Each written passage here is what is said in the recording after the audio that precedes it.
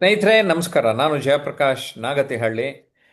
ನನಗೆ ಈ ಹಣ ಕುರಿತು ಎಷ್ಟು ಅಧ್ಯಯನ ಮಾಡಿದ್ರೂ ಇನ್ನೂ ಅಧ್ಯಯನ ಮಾಡ್ತಾನೆ ಇರಬೇಕು.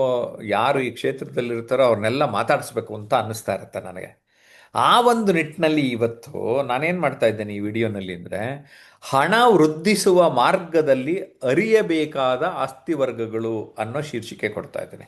ಅಂದರೆ ಆಸ್ತಿ ವರ್ಗ ಅಂದರೆ ಅಸೆಟ್ ಕ್ಲಾಸಸ್ ಅಂತ. ಅದೆಷ್ಟೋ ಸುಮಾರು ಸಾವಿರಗಳು ಇದೆಯಂತೆ. ಅದನ್ನೆಲ್ಲ ನಾನು ಆ ಫೀಲ್ಡ್ ಎಕ್ಸ್ಪರ್ಟ್ ಈಗ ಸದ್ಯಕ್ಕಂತೂ ಅಲ್ಲ. ಆದರೆ ಆ ಫೀಲ್ಡ್ ಎಕ್ಸ್ಪರ್ಟ್ ಒಬ್ಬರನ್ನ ನಿಮ್ಮ ಹತ್ರ ಪರಿಚಯ ಮಾಡಿಕೊಟ್ಟು ಅವ್ರ ಹತ್ರ ಮಾತಾಡಿಸ್ತಾ ಇದ್ದೇನೆ. ಬನ್ನಿ, ನಮ್ಮ ಸ್ನೇಹಿತರಾದ ಶಂಕರ್ ಅವರು ಈ ಕೆಲಸ ಒಪ್ಕೊಂಡಿದ್ದಾರೆ. ನಮಸ್ಕಾರ ಶಂಕರ್. ನಮಸ್ತೆ ಸರ್, ನಮಸ್ತೆ. ಶಂಕರ್, ಈಗ ಹಣ ವೃದ್ಧಿಸ್ಬೇಕು ಅಂದರೆ ಎಷ್ಟು ಮಾರ್ಗ ಇದೆ ಅಂದಾಜು? ನನಗೇನೋ ಒಂದು ಮಾರ್ಗ ಅಂತ ಹೇಳ್ತಾ ಇದ್ರಿ ನೀವು. ಎಸ್ ಎಸ್ ಇದರಲ್ಲಿ 4 ವಿಧ ಇದೆ. ನಾಲ್ಕು ನಾಲ್ಕು ವಿಧ ವಿಧ ಇದೆ, ವಿಧ ಇದೆ. ಆದರೆ ಮಾರ್ಗ ಅಂದರೆ ನಾನು ವಿನಿಯೋಗಿಸ್ತಾ ಇದ್ದರೆ ಒಂದು ಎಷ್ಟೋ ಸಾವಿರ ಹೇಳ್ದಂಗಿತ್ತು ನನಗೆ. ಕರೆಕ್ಟ್. 25,000 ಜನ, 25,000 ವಿಧಗಳಿದಾವೆ. ಓಕೆ, ಓಹೋ, ಆಪ್ಷನ್ಸ್ ಇದಾವೆ. ಇದು ವೆರಿ ಇಂಪಾರ್ಟೆಂಟ್. ಅಲ್ಲಿ 25,000 ವಿಧ ಇರಲಿ, ಆ ವಿಧಗಳನ್ನೆಲ್ಲ ನಾಲ್ಕು ಬಾ ಭಾಗ ಮಾಡ್ತಾ ಇದ್ದೀರಾ. Correct, correct, correct. ಸೊ ಆ ನಾಲ್ಕು ಭಾಗನ ಈ ವಿಡಿಯೋನಲ್ಲಿ ನೀವು ಅರ್ಥ ಮಾಡ್ಕೊಂಡ್ ಬಂದಿರ್ತೀರಿ. ಸೊ ಅದಕ್ಕೆ ನೀವೇನು ಟೈಪ್ ಮಾಡಿ ಅಂದರೆ ಒಂದ್ಸರಿ ಕಾಮೆಂಟ್ ಬಾಕ್ಸಲ್ಲಿ ಅಸೆಟ್ ಕ್ಲಾಸಸ್ ಅಂತ, ಯಾರ್ಯಾರು ವಿಡಿಯೋ ನೋಡ್ತಾ ಇದ್ದೀರಿ ಇಂಗ್ಲೀಷಲ್ಲಿ ಟೈಪ್ ಮಾಡಿದ್ರೆ ಅಸೆಟ್ ಕ್ಲಾಸಸ್ಸು, ಕನ್ನಡದಲ್ಲಿ ಟೈಪ್ ಮಾಡಿದ್ರೆ ಆಸ್ತಿ ವರ್ಗಗಳು ಅಂತ ಟೈಪ್ ಮಾಡಿಬಿಡಿ. ಓಕೆ. ಸೊ ರಿಜಿಸ್ಟರ್ ಆಯ್ತಾ ನಿಮಗೆ? ಸೊ ನೀವು ಶ್ರೀಮಂತರಾಗೋಕ್ಕೆ ಎಷ್ಟೊಂದು ಮಾರ್ಗ ಇದೆ, ಆದರೆ ಅದು ನಾಲ್ಕೇ ವಿಧ. ಆ ನಾಲ್ಕು ವಿಧಾನ ಅರ್ಥ ಮಾಡಿಕೊಂಡು ನಾವೇನು ಹೇಳ್ತೀವಿ ಅಂದರೆ, ನಾನು ನಿಮಗೆಲ್ಲ ಗೊತ್ತು, ನಾನು ಪರ್ಸನಾಲಿಟಿ ಡೆವಲಪ್ಮೆಂಟ್ ಟ್ರೈನರು ಅಂತ. ನನಗೆ ಟೈಮ್ ಮ್ಯಾನೇಜ್ಮೆಂಟ್ ಅಂದರೆ ತುಂಬ ಇಷ್ಟ. ಆದರೆ ಬರ್ತಾ ಬರ್ತಾ ಅರ್ಥ ಆಯಿತು, ನನ್ನ ಗಡಿಯಾರ ಇಂಪಾರ್ಟೆಂಟಾ ಕಂಪಾಸ್ ಇಂಪಾರ್ಟೆಂಟಾ ಅಂತ. ಅಂದರೆ ಫಸ್ಟ್ ಕಂಪಾಸ್ ಇಂಪಾರ್ಟೆಂಟು, ಆಮೇಲೆ ಗಡಿಯಾರ ಇಂಪಾರ್ಟೆಂಟ್ ಅಂತ ಅರ್ಥ ಆಗೋಯ್ತು. ಅಂದರೆ ಕಂಪಾಸ್ ಏನು ಮಾಡುತ್ತೆ ಅಂದರೆ ಒಂದು ಡೈರೆಕ್ಷನ್ ಕೊಡುತ್ತೆ. ಈ ನಾಲ್ಕು ಆಸ್ತಿ ವರ್ಗಗಳು ನಿಮಗೆ ಡೈರೆಕ್ಷನ್ ಕೊಡ್ತದೆ. ಏನಂತೀರಿ ಶಂಕ? Correct sir. ಈಗ ಎಸ್. ಆ, ಇದ್ರ ಬಗ್ಗೆ ತಿಳ್ಕೋಬೇಕಾಗಿರೋ ಇಂಪಾರ್ಟೆನ್ಸ್ ಏನಕ್ಕೆ ಅಂದ್ರೆ, ಇದ್ರ ಬಗ್ಗೆ ತುಂಬಾ ಇಂಪಾರ್ಟೆಂಟ್ ಆಗಿ ಅರ್ಥ ಮಾಡ್ಕೋಬೇಕಾಗಿರೋದು ಯಾಕೆ ಅಂದ್ರೆ, ಹ್ಞೂ. ಸಾಕಷ್ಟು ಜನ ನಿಮ್ಮ ಹತ್ರ ಬಂದು ಸಾಕಷ್ಟು ಪ್ರಾಡಕ್ಟ್ಸ್ ನ ನಿಮಗೆ ಸೆಲ್ ಮಾಡಕ್ಕೆ, ಹ್ಞೂ. ನಿಮಗೆ ಕೊಡೋದಕ್ಕೆ ಟ್ರೈ ಮಾಡ್ತಾರೆ.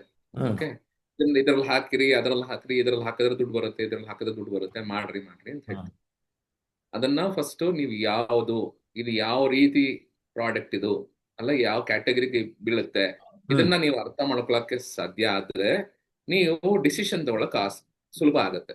ಓಕೆ, ಇವಾಗ ನೀವು ಈ ಅರ್ಥನೇ ಆಗ್ದಿರಾ ಅವ್ರು ಹೇಳಿದ್ದನ್ನ ನಂಬ್ಕೊಂಡು ಮಾಡಿದಾಗ ಏನಾಗತ್ತೆ, ನಮ್ಗೆ ಬೇಸರ ಆಗತ್ತೆ, ದುಃಖ ಆಗತ್ತೆ. ಟೈಮ್ ಇರೋದು ಏನಿದೆ ಅಂದ್ರೆ, ನೀವು ಹೇಳ್ದಂಗೆ ಟೈಮ್ ಅನ್ನೋದು ಹಣ ಮಾಡೋದ್ರಲ್ಲಿ ತುಂಬಾ ವೆರಿ ಕ್ರಿಟಿಕಲ್ ಅಂಶ ಆಗಿದೆ, ವೆರಿ ಇಂಪಾರ್ಟೆಂಟ್.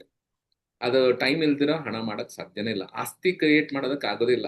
ಇವಾಗ ನಾವು ಸಾಕಷ್ಟು ಫ್ಯಾಮಿಲೀಸ್ ನ ನೋಡಿದ್ರೆ, ಅವರೆಲ್ಲ ಸರಿಯಾದ ಟೈಮ್ ಅಲ್ಲಿ ಸರಿಯಾದ ಆಸ್ತಿಗಳನ್ನ ಮಾಡಿಟ್ಟಿರೋದ್ರಿಂದ ಇವತ್ತು ಎಷ್ಟೋ ಜನರೇಷನ್ಸ್, ಅವರು ನೆಕ್ಸ್ಟ್ ಜನರೇಷನ್ಸ್ ಕೂಡ ಕೆಲಸ ಮಾಡೋ ನೀಡೇ ಇಲ್ಲ, ಅವ್ರ ಪಾಡ್ಗೆ ಅವರು ಬದುಕ್ಬೋದು. ಬಿಕಾಸ್ ಅವ್ರ ಪೂರ್ವಜರು ಇಲ್ಲ ತಾತ ಮುತ್ತಾತ ಅವರು ಕರೆಕ್ಟ್ ಆಗಿರೋ ಟೈಮ್ ಅಲ್ಲಿ ಆಸ್ತಿ ತಗೊಂಡು ಇಟ್ಕೊಂಡಿದ್ದಾರೆ, ಅದನ್ನ ಪ್ರಿಸರ್ವ್ ಮಾಡಿದ್ದಾರೆ, ಉಳಿಸ್ಕೊಂಡಿದ್ದಾರೆ. ಆ ಉಳಿಸಿರೋದನ್ನ ಈ ಜನರೇಷನ್ಸ್ ನ ನೆಕ್ಸ್ಟ್ ಜನರೇಷನ್ಸ್ ಹಣ ಆದರೆ ಮಾಡ್ಕೊಂಡಿದ್ದಾರೆ. ನನಗನ್ಸುತ್ತೆ ಅಂಥವ್ರ ಪ್ರಮಾಣ, ಪರ್ಸೆಂಟೇಜ್ ತುಂಬ ಕಡಿಮೆ ಇರೋದ್ರಿಂದ ಈಗ ನಾವು ಹೇಳ್ತಾ ಇರೋ ವಿಷಯ ತಿಳ್ಕೊಂಡು ನೀವು ಶ್ರೀಮಂತರಾಗೋದ್ರ ಜೊತೆಗೆ ಆ, ನಿಮ್ಮ ಮುಂದಿನ ಜನಾಂಗನ ಅದೇ ರೀತಿ ಉಳಿಸೋದಕ್ಕೆ ಸಾಧ್ಯ ಆಗುತ್ತೆ ಅಂತ ನನಗಂತೂ ಅನ್ನಿಸ್ತಾ ಇದೆ. ಏನಂತೀರಾ? 100%. ಇದನ್ನ ಅರ್ಥ ಮಾಡ್ಕೊಳ್ಳೋದ್ರಿಂದ ಡೆಫಿನೆಟ್ಲಿ ನೀವು ಅಲ್ದಿರ ನಿಮ್ಮ ನೆಕ್ಸ್ಟ್ ಜನರೇಷನ್ ಕೂಡ, ನಿಮ್ಮ ನೆಕ್ಸ್ಟ್ ಪೀಳಿಗೆ ಕೂಡ ಖುಷಿಯಾಗಿ ಆನಂದವಾಗಿ ಇರ್ಬೋದು. ಹಣದ ಬಗ್ಗೆ ಯೋಚನೆ ಮಾಡಿದಿರ, ಅವರ ಕರೆಕ್ಟ್. ಕೆಲಸದ ಬಗ್ಗೆ ಮಾತ್ರ ಯೋಚನೆ ಮಾಡೋದು. ಎಸ್. ಈಗ ವಿಷಯಕ್ಕೆ ಹೋಗ್ಬಿಡೋಣ. ಎಸ್. ಈಕ್ವಿಟಿ ಅಂದ್ರೇನು? ಸೊ ಅದನ್ನ ಹೇಳಕ್ ಮುಂಚೆ ನನ್ನ ಒಂದು 4 ವಿಧ, ಆ, ನಾನಿದು ಸ್ಲೈಡ್ ಏನಾದ್ರು ತೋರಿಸ್ಬೋದಾ? ಎಸ್, ತೋರಿಸಿ ತೋರಿಸಿ. ಎಸ್ ಶಂಕರ್. ಎಸ್. ಸೊ ಇದು 4 ವಿಧಾನ ಹ್ಮ್. ಇರೋದ್ರಲ್ಲಿ, ಯಾವುದೇ ತರ ಪ್ರಾಡಕ್ಟ್ಸ್ ಆಗ್ಲಿ, ನಮಗೆ ಬರುವಂತ ಪ್ರಾಡಕ್ಟ್ಸ್, ಫಿನಾನ್ಷಿಯಲ್ ಪ್ರಾಡಕ್ಟ್ಸ್ ಅಲ್ಲಿ ಆ ತುಂಬಾ ಕಾಮನ್ ಆಗಿ ಇಲ್ಲ ಎಲ್ಲರಿಗೂ ಗೊತ್ತಿರುವಂತದ್ದು RD, FD, ಅದರಿಂದ ಹಿಡಿದು equity, mutual funds, PMS, AIF, ಎಂತ ಪ್ರಾಡಕ್ಟ್ ಆದ್ರೂ ಸರಿ, ಇವತ್ತು ಈ ಒಂದು 25,000 ಪ್ರಾಡಕ್ಟ್ಸ್ ಅಲ್ಲಿ ಎಲ್ಲ ಪ್ರಾಡಕ್ಟ್ಸ್ ನ ನಾವು ಈ ತರ ವಿಂಗಡಣೆ ಮಾಡ್ಕೋಬಹುದು. 4 ರೀತಿಲಿ ಸಪರೇಟ್ ಆಗಿ ನೋಡಿದ್ರೆ ನಮ್ಗೆ ಅರ್ಥ ಆಗುತ್ತೆ ಯಾವ್ದನ್ನ ನಾವು ತಗೋಬೇಕು, ಯಾವ್ದನ್ನ ತಗೋಬಾರದು, ಯಾವ್ದು ನನಗೆ ಸೂಟ್ ಆಗತ್ತೆ, ಯಾವ್ದು ನನಗೆ ಸೂಟ್ ಆಗಲ್ಲ. ಸೊ ಸರ್, ನೀವು ಕೇಳಿದ ಪ್ರಶ್ನೆಗೆ ಹಾ, ಈಕ್ವಿಟಿ ಅಂದ್ರೆ ಏನು? ಓಕೆ. ಹೌದು. ಸೊ ಇದರಲ್ಲಿ ನನ್ಗೆ ನಿಮ್ ಕಡೆಯಿಂದ ಒಂದು ಕಾನ್ವರ್ಸೇಷನ್ ಆಗ್ಲಿ. So S. ಈಕ್ವಿಟಿ ಅಂದ್ರೆ ನಿಮ್ ಪ್ರಕಾರ ಏನು? ಲಾಸ್ಟ್ ಟೈಮ್ ನಾವು ಡಿಸ್ಕಸ್ ಮಾಡಿದಾಗ we were discussing about this ಅಲ್ಲ. So hmm what is this equity? Equity ಅಂದ್ರೆ ಏನು ನಿಮ್ ಪ್ರಕಾರ? ನನ್ಗನ್ಸುತ್ತೆ ಅದೇ ಒಂದ್ ರೀತಿ ನಾವು ಅದರಲ್ಲಿ ಹಣವನ್ನ ಹಾಕಿ ಆ, ಹೆಚ್ಚಿನ ಪ್ರತಿಫಲವನ್ನ ಪಡೆಯುವಂಥದ್ದು, ಮತ್ತೆ ಆ ಒಂದು ವ್ಯವಹಾರದ ಆ, ಒಂದು ಓನರ್ಶಿಪ್ ತರನೇ ನಮ್ಗೊಂದು ಶೇರ್ ತರ ಸಿಗ್ತದೆ ಅಂತ ಅರ್ಥ ಆಯ್ತು. Wonderful sir. ಸೊ ನಾನು ಇದೆಲ್ಲ ಜನಕ್ಕೆ ಸುಲಭವಾಗಿ ಅರ್ಥ ಆಗಲಿ ಅನ್ನೋ ಉದ್ದೇಶಕ್ಕೆ ನಾನು ಈ ಪ್ರಶ್ನೆಗೆ ಇಲ್ಲ ಒಂದು ಎಕ್ಸಾಂಪಲ್ ಕೊಡ್ತಾ ಇದ್ದೀನಿ. ಓಕೆ. ಆ, ಇದರಲ್ಲಿ ಏನಪ್ಪಾ ಅಂದ್ರೆ, ಈಗ ನನ್ನ ಸ್ನೇಹಿತ ಬಂದು ನಿಮ್ಮನ್ನು ಕೇಳ್ತಾನೆ, ಮೀನ್ಸ್ ಲೈಕ್ ಕನ್ಸಿಡರ್ ನಿಮ್ಮ ಸ್ನೇಹಿತ ಬಂದು ನಾನು ಒಂದು ವ್ಯಾಪಾರ ಮಾಡ್ತೀನಪ್ಪ, ನನಗೆ ದುಡ್ಡು ಕೊಡು ಅಂತ ಹ್ಮ್ ಕೇಳ್ತೀನಿ. ಹ್ಮ್ ನೀವು ಏನ್ ಮಾಡ್ತೀರಾ? ನಾನು ವ್ಯಾಪಾರದ ಏನ್ ಕತೆ, ಏನ್ ವ್ಯಾಪಾರ ಮಾಡ್ತಿದ್ಯಾ ಹೇಳು ನನಗೆ ಅಂತ ಕೇಳ್ತೀರಾ, ದುಡ್ಡು ಹ್ಮ್ ಕೊಡಕ್ ಮುಂಚೆ ಅಲ್ವಾ? ಸೊ ಹೌದು. ಆ ವ್ಯಾಪಾರ ಅವನು ಹೇಳ್ತಾನೆ, ಇದು ನಾನು ಈ ತರ ಮಾಡ್ತೀನಿ, ಈ ತರ ಮಾಡ್ತೀನಿ, ಆ, ಈ ಆ, ಈ ಬಿಸ್ನೆಸ್ ಅಲ್ಲಿ ನಾನು ಹಾಕ್ತಿದ್ದೀನಿ, ಇಷ್ಟು ರಿಟರ್ನ್ಸ್ ಬರುತ್ತೆ, ಅದಕ್ಕೋಸ್ಕರ ನಾನು ಈ ವ್ಯಾಪಾರ ಮಾಡ್ತೀನಿ ಅಂತ. ಇವಾಗ ಆ ವ್ಯಾಪಾರ ನಿಮಗೆ ಅರ್ಥ ಆದ್ರೆ, ನಿಮ್ಗೆ ಇಷ್ಟ ಆದ್ರೆ ಏನ್ ಹೇಳ್ತೀರಾ? ನನ್ನ ಪಾರ್ಟ್ನರ್ ಮಾಡ್ಕೊಳಪ್ಪ, ನನ್ಗೂ ನನ್ ದುಡ್ಡು ಏನ್ ಕೊಡ್ತೀನಿ ನಾನು, ನನಗೆ ನಿನ್ನ ಕಂಪನಿಯಲ್ಲಿ ಸ್ವಲ್ಪ ಪ್ರಾಫಿಟ್ ಕೊಡು ಅಂತ ಕೇಳ್ತೀವಿ. ಅದು ಶೇರ್ಸ್ ಅಂದ್ರೆ ಈಕ್ವಿಟೀಸ್. Equity correct. ಅಂದ್ರೆ ನಾನು ಆ ಬಿಸ್ನೆಸ್ ಅಲ್ಲಿ ಭಾಗಿದಾರ ಆಗ್ತೀನಿ. ಹ್ಮ್ ನಾನು ಸ್ಲೀಪಿಂಗ್ ಪಾರ್ಟ್ನರ್ ಆಗ್ಬೋದು, ಇಲ್ಲ ನಾನು ಕೆಲಸ ಮಾಡ್ಬೋದು, ಮಾಡದಿರ ಇರ್ಬೋದು, ಬಟ್ ನನ್ನ ಹಣನ ನಾನು ನಿನಗೆ ಕೊಡ್ತಿದ್ದೀನಿ. ಹ್ಮ್ ನೀನು ನಿನ್ನ ವ್ಯಾಪಾರ ಚೆನ್ನಾಗಿ ಮಾಡ್ಕೋ, ನನಗೆ ಎಷ್ಟು ಬರುತ್ತೆ ಅದರಲ್ಲಿ ನನಗೆ ಪ್ರಾಫಿಟ್ ಕೊಡು ಅನ್ನೋದು, ಅದನ್ನ ಈಕ್ವಿಟಿ ಅಂತ ಹೇಳ್ತೀವಿ. ಓಕೆ. Correct correct. ಅದೇ ರೀತಿ ನಾನು ಡೆಟ್ ಅಂತ ಹೇಳಿದ್ರೆ, ಈ ಡೆಟ್ ಅನ್ನೋ ಪದ ಯಾರಿಗೂ ಜಾಸ್ತಿ ಗೊತ್ತಾಗಲ್ಲ. ಹ್ಮ್ ಸಾಲ ಅಂತ ಗೊತ್ತಿರುತ್ತೆ ಜನಕ್ಕೆ. ಸೊ ಹೌದು, ಡೆಟ್ ಅಂದ್ರೆ ಸಾಲ ಅಂತ. ಹ್ಮ್ ಡೆಟ್ ಅಂದ್ರೆ ಸಾಲ. ಸೊ ಈಗ ನಾನು ಆ ವ್ಯಾಪಾರ ಅವನು ಹೇಳಿದ್ದೆಲ್ಲ ಕೇಳ್ತೇನೆ, ನನ್ನ ಸ್ನೇಹಿತ ಹೇಳಿದ್ದು ಹ್ಮ್ ಕೇಳಿಸ್ಬಿಟ್ಟು, ನನಗೇನೋ ಇದು ಅರ್ಥ ಆಗಲ್ಲಪ್ಪ ನನಗೆ, ನೀನು ನನ್ನ ಸ್ನೇಹಿತ, ಅದಕ್ಕೋಸ್ಕರ ನೀನು ಮಾಡ್ತೀನಿ, ಮುಂದೆ ಬರ್ತೀನಿ ಅಂತ ಹೇಳ್ತಿದ್ದೆ, ತಗೋ ದುಡ್ಡು, ಹ್ಮ್ ಬಟ್ ನನ್ಗೆ ಇಷ್ಟು ಇಂಟ್ರೆಸ್ಟ್ ಕೊಡ್ಬೇಕು ನೀನು ತಿಂಗಳಿಗೆ, ನನ್ಗೆ ಇಷ್ಟು ಇಂಟ್ರೆಸ್ಟ್ ಕೊಡೋತಿದ್ರೆ ತಗೊಂಡೋಗು, ಇಲ್ಲ ನೀನ್ ಈ ಸಾಲ ತಗೊಂಡ್ಬಿಟ್ಟು ನನಗೆ ನೆಕ್ಸ್ಟ್ ಇಯರ್ ವಾಪಸ್ ಕೊಡು, ತೊಂದ್ರೆ ಇಲ್ಲ, ಅದಕ್ಕೆ ನೆಕ್ಸ್ಟ್ ಇಯರ್ ವಾಪಸ್ ಕೊಡು, ಏನ್ ಕೊಡ್ತೀಯ ಅಂತ ಹೇಳು ಅಂತ ಹೇಳ್ತಾರೆ. ಓಕೆ. ಈ ತರ ನಾವು ದುಡ್ಡನ್ನ ನಾವು ಯಾವಾಗ ಅವ್ರಿಗೆ ಅದೇ ವ್ಯಾಪಾರಕ್ಕೋಸ್ಕರ ನಾವು ಸಾಲ ಅಂತ ಕೊಡ್ತೀವಿ, ಅವಾಗ ಡೆಟ್ ಅಂತ ಆಗತ್ತೆ ಅದು. ಇದು ಓಕೆ. ಜನಕ್ಕೆ ಹೆಂಗೆ ಆ, ಸುಲಭ, ಮೀನ್ಸ್ ಲೈಕ್ ಅರ್ಥ ಆಗ್ದಿರೋ ಸಮಸ್ಯೆ ಏನಂದ್ರೆ, ಈ ನಾವು ಬ್ಯಾಂಕ್ ಅಲ್ಲಿ ಹೋಗ್ಬಿಟ್ಟು FD ಅಂತ ಮಾಡ್ತೀವಿ. FD ಅನ್ನೋದು ಸಾಲ, ನಾವು ಬ್ಯಾಂಕ್ಗೆ ಸಾಲ ಕೊಟ್ಟಂಗೆ, ಬಟ್ ನಮ್ಗೆ ಓಕೆ. ಅರ್ಥ ಆಗ್ತಿಲ್ಲ ಸಾಲ ಕೊಡ್ತಿದೀವಿ ಅಂತ. ಹಾ ಹಾ ಹಾ. ಅದನ್ನ ನೀವು ಅರ್ಥ ಮಾಡ್ಕೋಬೇಕು. ಸೊ ಹಾಗಾದ್ರೆ ಈಕ್ವಿಟಿ ಡೆಟ್ ಈ ಎರಡರ ನಡುವಿನ ವ್ಯತ್ಯಾಸ ಇದೇನೇನಾ?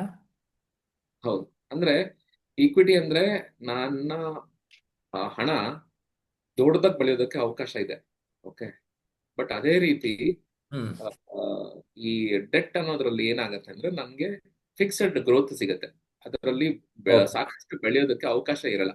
ಅಂದ್ರೆ ಯಾಕೆಂದ್ರೆ ಇಷ್ಟು ದುಡ್ಡಿಗೆ ಇಷ್ಟು ಬಡ್ಡಿ ಅಂತ ಕೊಡ್ತಾರಷ್ಟೇ. ಅಷ್ಟೇ. ಸೊ ಹಾ. ಅದಕ್ಕೆ ಮಿಂಚಿ ಏನು ಬರಲ್ಲ, ಅದಕ್ಕೆ ಮೇಲೆ ಏನು ಬರಲ್ಲ ನಿಮ್ಗೆ. ಓಕೆ. ಗುಡ್. ತುಂಬಾ ಚೆನ್ನಾಗಿ ತಾವು ಅದನ್ನ ಅರ್ಥ ಮಾಡಿಸಿದ್ರಿ. ಈಗ ಕಮಾಡಿಟೀಸ್ಗಳನ್ನ ಖರೀದಿಸೋದಕ್ಕೆ ಅತ್ಯುತ್ತಮ ವಿಧಾನ ಯಾವುದು? ಓಕೆ. ಕಮೋಡಿಟಿ ಅಂದ್ರೆ ನಿಮಗ್ ಗೊತ್ತಾದಂಗೆ ಆ ಎಲ್ಲರೂ ಯೂಸ್ ಮಾಡೋ ತರದ್ದು ಯಾವುದು ಕಮೋಡಿಟಿ? ಏನು ಬರುತ್ತೆ ಕಮೋಡಿಟಿಲಿ?